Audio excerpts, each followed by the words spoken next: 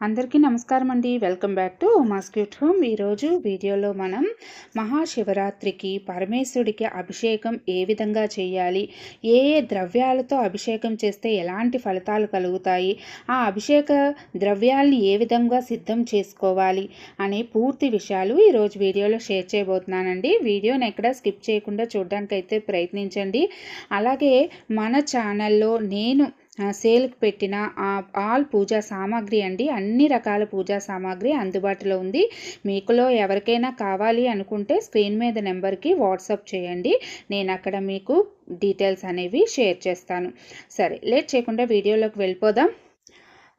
శివో అభిషేక ప్రియ అంటే శివుడు అభిషేక ప్రియుడు. మనకి పురాణాల ప్రకారం విష్ణువు అలంకార ప్రియుడు, శివుడు అభిషేక ప్రియుడు. అందుకని మనం అన్ని పూజా ద్రవ్యాలతో ప్రతిరోజు అభిషేకం చేయలేకపోయినా కనీసం జలంతో అభిషేకం చేసిన స్వామికి చాలా ఆనందపడి కోరిన కోరికలు తీర్చి సర్వైశ్వర్యాలను ప్రసాదిస్తాడండి ఆ బోలా శంకరుడు. అండంలో ఎటువంటి సందేహం లేదు. ఆ పరమేశ్వరుడికి మనం ఎన్ని రకాల నైవేద్యాలు చేసినా, ఎన్ని విధాల పూజలు చేసినా అండి, పొందని సంతోషం ఒక చెంబుడు నీళ్ళతో అభిషేకం చేస్తే చాలు, చాలా ఆనందపడిపోతాడు ఆ స్వామి. ఎందుకు అంత అభిషేక ప్రియుడు అనే విషయం కూడా తెలుసుకుందామండి. ముందుగా అభిషేక ద్రవ్యాలు, ముందుగా పంచామృతాలు ఏ విధంగా ఏ ఏ వస్తువులు మనం సిద్ధం చేసుకోవాలో తెలుసుకుందామండి. ముందుగా ఇక్కడ నేను 5 గిన్నెలు అయితే తీసుకున్నాను. పంచామృతం అంటే 5 ద్రవ్యాలు కదా. మొదటిది పాలండి. ఇవి కాచలేని పచ్చిపాలే, ఆవు పాలు, అలాగే ఆవు పెరుగు, ఇక ఆవు నుండి వచ్చిన ఆవు నెయ్యి. మనకి ఆవు నెయ్యి కొంచెం కరిగించి వేడి నీళ్ళలో పెట్టుకోండి, కొంచెం కరుగుతుంది. ఆ తర్వాత మనకి తేనండి. మనకి పంచామృతాలలో 4వది తేనె, అలాగే 5వది పంచదార. ఈ 5 పంచామృతాలతో స్వామికి అభిషేకం చేస్తే ముఖ్యంగా మహాశివరాత్రి రోజు మనకి అఖండ ఐశ్వర్యం సిద్ధిస్తుంది. దీర్ఘకాలిక అనారోగ్య సమస్యలన్నీ తొలగిపోయి ఇల్లు చాలా ప్రశాంతంగా సంతోషంగా ఉంటుంది. ఇక తర్వాత పంచామృతాలతో కాకుండా నేను ఇంకొక 6 ద్రవ్యాలతో కూడా స్వామికి అభిషేకం చేయాలనుకుంటున్నానండి. ముందుగా శుద్ధ జలం అంటే మనం ఎంగిలి చేయలేని నిండు కుండలో నీళ్ళు అనేవి వేసుకోండి. ఈ విధంగా నేను పేపర్ గ్లాసులు అయితే పెట్టుకున్నానండి. మీ దగ్గర ఇత్తడి గిన్నెలు, ఇత్తడి గ్లాసులు, అలాంటివి వెండి గ్లాసులు అవైలబుల్ ఉన్నా కూడా మీరు పెట్టుకోవచ్చు. అందరి దగ్గర ఉండవు కదా, అందుకని నేను పేపర్ గ్లాసులు పెట్టాను. అలాగే ఇది గోపంచకం అండి, ఇది గంగాజలం, అలాగే రోజ్ వాటర్ కూడా. ఈ 3 కూడా మన ఛానల్లో అవైలబుల్ ఉన్నాయండి. ఇప్పుడు నేను కొంచెం రోజ్ వాటరు, అలాగే కొంచెం గంగాజలం, ఇవి 6 అనేది కొంచెంగా వేసుకున్నాను. ఆ తర్వాత కొంచెం పచ్చకర్పూరం, అన్నింటిలో కూడా ఇది కొంచెం వేసుకోండి. పచ్చకర్పూరం కూడా మన దగ్గర అవైలబుల్ ఉంది. ఇక తర్వాత జవ్వాదు పౌడర్ కూడా అవైలబుల్ ఉందండి. జవ్వాదు పేస్టు, జవ్వాదు ఆయిల్, పునుగు ఆయిల్, అరగజ, ఇవన్నీ కూడా మన దగ్గర ఉన్నాయి. ఈ జవ్వాదును కూడా కొంచెంగా 6 గ్లాసుల్లో అనేది వేసేసాను. ఇక నేను ముందుగా గంధం అండి. స్వామివారికి ఎట్టి పరిస్థితుల్లోని మనం పసుపుతో అభిషేకం చేయకూడదు. ఇక తర్వాత విభూది, ఆ తర్వాత కుంకుమ, ఇక తర్వాత మీ దగ్గర రుద్రాక్ష ఉంటే రుద్రాక్ష జలం చాలా మంచిదండి. రుద్రాక్ష ఒకటి అందులో వేశాను. ఇక తర్వాత ఒక బిల్వదళం, ఆ తర్వాత ఇందులో కొన్ని పుష్పాలు వేస్తున్నానండి ఇంకొక గ్లాసులో. మొత్తం ఈ 6 అనేది సిద్ధం చేసుకొని ఇప్పుడు నేను అభిషేకానికి అనేది సిద్ధం చేసుకుంటాను. ఈ విధంగా కాకుండా ఇంకా మనం చాలా రకాల ద్రవ్యాలతో అభిషేకం చేయొచ్చండి, అవి కూడా నేను చెప్తాను. ఇక ముందుగా మనం పూజ గదిని సిద్ధం చేసుకొని విఘ్నేశ్వరుని నమస్కారం చేసుకోవాలి. ఇక్కడ విఘ్నేశ్వర దీపం నేను వెలిగిస్తున్నాను. ఆ తర్వాత స్వామి కొంచెం పసుపు కుంకుమ అక్షింతలు సమర్పించి ధూపం, అలాగే నైవేద్యం, అలాగే కర్పూర నీరాజనం కూడా మనం సమర్పించాలి. ముందుగా పరమేశ్వరుడికి ఎందుకు అభిషేక ప్రియుడు అది కూడా తెలుసుకుందామండి. స్వామి తన కంఠంలో కాలకూట విషాన్ని దాచుకున్న నీలకంఠుడు, ఇది అందరికీ తెలిసిందే. ఆ యొక్క కాలకూట విషం అనేది చాలా వేడి, దావాగ్ని అనమాట. అది తట్టుకోవడం ఆ స్వామి వల్ల కూడా ఒక్కొక్క సమయంలో కాదనమాట. అందుకే స్వామి మంచు పర్వతాల్లో నివసిస్తారు. అయితే అభిషేక ప్రియుడు ఎందుకయ్యాడంటే ఆ వేడిమితో ఉన్నప్పుడు మనం అభిషేకం చేయడం వల్ల ఆ ఉష్ణం తగ్గడం వల్ల చాలా ఆనందపడిపోతాడండి.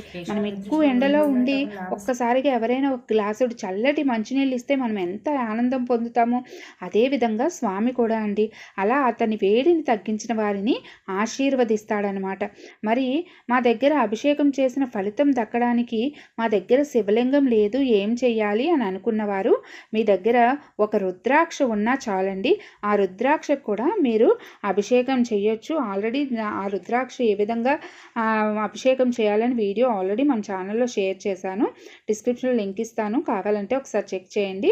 ఇక తర్వాత విఘ్నేశ్వరుడికి అన్ని పూజా కార్యక్రమాలు నిర్వహించి స్వామి నేను ఈ పూజను చేసుకుంటున్నాను, ఎలాంటి ఆటంకం లేకుండా ఉండేలాగా ఆశీర్వదించమని నమస్కారం చేసుకోండి. ఇక పార్వతీ పరమేశ్వరులు ఇక్కడ విఘ్నేశ్వరుడు, బాలా త్రిపుర సుందరి, సుబ్రహ్మణ్య స్వామి కుటుంబ సమేతంగా ఉన్న ఫోటోకైతే నేను పూజ చేస్తున్నానండి. ఇక తర్వాత ఈ విధంగా ఒక చిన్న పీటనైతే ఈ ముగ్గు వేసుకున్నాను. పసుపు కుంకుమలు వేసి దాని మీద కొంచెం నేను పుష్పాలైతే వేశానండి. దాని మీద ఒక చిన్న పీట. ఈ చిన్న పీట కూడా మన ఛానల్లో అవైలబుల్ ఉంది. అయితే స్వామివారికి అభిషేకం చేసే వాటిలో చాలా ద్రవ్యాలను ఉపయోగిస్తారు. అలా ఉపయోగించే ద్రవ్యాలకి ఒక్కొక్క ద్రవ్యానికి ఒక్కొక్క ఫలితం అయితే ఉందండి, ఒక్కొక్క ప్రత్యేకత కూడా ఉంది. అయితే అభిషేక ద్రవ్యాలు ఏమిటి అని నేను ఇంతకు ముందే చూపించాను కదా. ఇప్పుడు వాటన్నిటితో కూడా మనం అభిషేకం చేసుకుందాము. నా దగ్గర ఇలా చిన్న శివలింగం ఉందండి. ఈ శివలింగాన్ని ఇక్కడ పెట్టుకుంటున్నాను. ఈ పానమట్టం మనం గుడిలో అయితే ఉత్తరం చూస్తున్నట్టుగా ఉంటుందండి. ఇంట్లో అయితే దక్షిణం చూస్తున్నట్టుగా మనం పెట్టుకోవాలి, ఉత్తరం చూస్తున్నట్టుగా పెట్టుకోకూడదు. ఇక తర్వాత శివలింగం ఒక్కటే ఎప్పుడు పెట్టుకోకూడదండి, ఎదురుగా తప్పనిసరిగా నంది అనేది పెట్టుకోవాలి. ఇక నా దగ్గర నాగపడిగ అనేది ఉన్నదండి, నాగేంద్రుడిది. ఇది అనేది నాగుల చవితికి తీసుకున్నాను అనమాట. అది స్వామికి అనేది అలంకరింపజేశాను. ఇక తర్వాత రుద్రాక్షమాల కూడా ఇక్కడ వేస్తున్నాను. ఆ తర్వాత నా దగ్గర రుద్రాక్షలు అయితే ఉన్నాయండి, కార్తీక మాసంలో తీసుకున్నాను. ఆ రుద్రాక్షల్లో 5 తీసుకున్నాను, ఒకటి నేను ఇందాక రుద్రాభిషేకానికి వేశాను. మన ఛానల్లో రుద్రాక్షలు కూడా అవైలబుల్ ఉన్నాయండి. ఈ అభిషేకం మనము మా యొక్క మహాశివరాత్రి నాడే కాకుండా మాస శివరాత్రి రోజు ప్రదోష సమయంలో ప్రతి సోమవారం చేస్తే కూడా చాలా విశేషమండి. ఇక ముందుగా అయితే పాలతో అయితే స్వామివారికి అభిషేకం చేస్తున్నాను. చేస్తున్నంతసేపు స్వామి యొక్క పంచాక్షరి మంత్రం ఓం నమః శివాయ అనే మంత్రాన్ని చదువుకుంటూ ఉండండి. ఎన్ని వేల సార్లు చదివితే అంత పుణ్యఫలం అయితే మీకు దక్కుతుంది.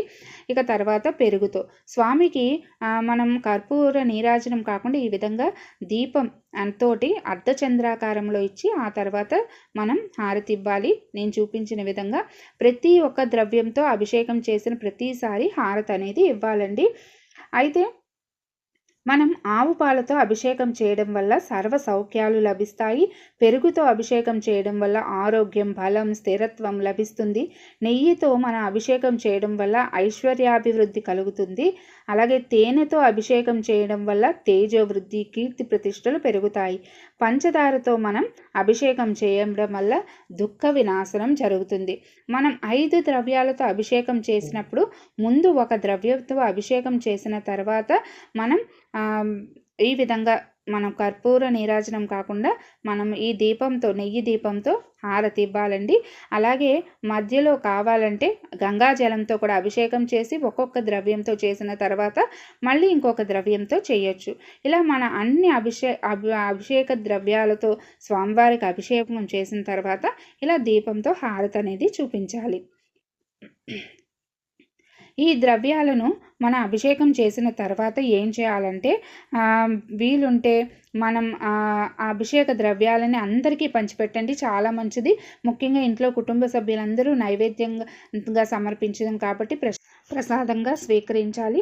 అలాగే మిగిలిన వాటిని ఏదైనా చెట్టు మొదట్లో అనేది వేయండి. ఆ తర్వాత స్వామివారికి శుద్ధ జలం, గంగా జలంతో స్వామివారిని శుభ్రపరచుకొని మళ్ళీ అభిషేక ద్రవ్యాలు మనం సిద్ధం చేసుకున్నాం కదా, చందనం, అలాగే విభూది, కుంకుమ, నేను చూపించిన బిల్వదళ జలం, అలాగే రుద్రాక్ష జలం, పుష్పజలం వీటన్నిటితో కూడా అభిషేకం చేయాలి. అయితే మనం ఇంకా ఏ ఏ ద్రవ్యాలతో అభిషేకం చేస్తే ఎలాంటి ఫలితాలు కలుగుతాయంటే నేరేడు పండ్ల రసం వైరాగ్య ప్రాప్తి, నవరత్న జలం ధాన్య గృహ ప్రాప్తి, మామిడి పండు రసం దీర్ఘకాలిక వ్యాధి వినాశనం, కుంకుమ మంగళప్రదం, విభూతి కోటి రెట్ల ఫలితం, ఆవు పాలతో సర్వ సౌఖ్యాలు, ఆవు పెరుగుతో ఆరోగ్యం బలం, ఆవు నెయ్యి ఐశ్వర్యాభివృద్ధి, చెరుకు రసం పంచదార దుఃఖ వినాశనం, తేనె తేజవృద్ధి, భస్మజలం మహాపాపహరణం, సుగంధజలం పుత్రలాభం, పుష్పోదకం భోగభాగ్యాలు, నువ్వుల నూనె అపమృత్యుహరణం, బిల్వజలం భోగభాగ్యాలు, రుద్రాక్ష జలం మహా ఐశ్వర్యం, సువర్ణ జలం దరిద్రనాశనం, అన్నాభిషేకం సుఖజీవనం, ద్రాక్షరసం సకల కార్యాభివృద్ధి, నారికేళ జలం సర్వ సంపద్వృద్ధి, ఖర్జూర రసం శత్రునాశనం, గరికజలం ద్రవ్యప్రాప్తి, కస్తూరి జలం చక్రవర్తిత్వం, గంగాజలం సర్వ సమృద్ధి సర్వ సంపదల ప్రాప్తి అనేది మనకి కలుగుతుందన్నమాట. ఇలా మన అభిషేకం అలాగే శ్వేత అక్షంతలతో కూడా అర్చన అభిషేకం చాలా మంచిదండి. ఇక గంగాజలం మనం తీర్థయాత్రల నుండి తీసుకొచ్చిన నీటిలో అభిషేకం చేయడం వల్ల శివుడితో పాటు పార్వతీదేవి నుంచి కూడా మనకి మోక్షం ఆశీర్వాదం లభించి ధన ధాన్యాల అభివృద్ధి అనేది మనకు కలుగుతుంది. శివుడు అభిషేకాన్ని చాలా ప్రియంగా భావిస్తాడు కాబట్టి జలధారతో శివలింగాన్ని అభిషేకిస్తారు. శివుడు గంగాధరుడు, ఆయన శిరస్సుపై గంగ ఉంటుంది. అభిషేకం పూర్తయిన తర్వాత జలాన్ని కుటుంబ సభ్యులందరూ శిరస్సుపై జల్లుకోవాలండి. అలాగే ఇంట్లో కూడా మనం పూర్తిగా చల్లి అలా చల్లడం వల్ల ఇంట్లో ఉండే నెగిటివ్ ఎనర్జీ తొలగిపోతుంది. మిగిలిన జలాన్ని ఏదైనా చెట్టు మొదట్లో వేయాలి. వీటన్నింటిలో అభిషేకం చేయకపోయినా కనీసం శుద్ధ జలంతో అయినా అభిషేకం చేయొచ్చు. స్వామివారికి ఎంతో ఇష్టమైన అభిషేకాలను మహాశివరాత్రికి, మాస శివరాత్రి రోజు, ప్రదోషం రోజు, కార్తీక మాసంలోను సోమవారాల్లో చేయడం చాలా విశేషమండి. ఇంత అద్భుతమైన అభిషేకాన్ని ముఖ్యంగా మహాశివరాత్రి వచ్చేసి ఆ స్వామి యొక్క కరుణా కృపా కటాక్షాలు మీ అందరూ పొందాలని మనస్ఫూర్తిగా కోరుకుంటున్నానండి. అదండి ఈరోజు వీడియో. ఈ వీడియో మీకు యూస్ఫుల్గా ఉంటుంది అని నేను అనుకుంటున్నాను. ప్లీజ్ యూస్ఫుల్ అనిపిస్తే ఒక లైక్ చేయండి. అలాగే మన శ్రీ పంచమి పూజా నీడ్స్ పూజా సామాగ్రి ఎవరికైనా కావాలంటే స్క్రీన్ మీద నెంబర్కి వాట్సాప్ చేయండి. మళ్ళీ ఇంకొక మంచి వీడియోతో మీ అందరికీ యూస్ఫుల్ అయ్యే వీడియోతో మీ ముందుకు వస్తాను. అంతవరకు సెలవు. నేను మీ ఉమా. ధన్యవాదాలు. సర్వే జన సుఖినో భవంతు. జై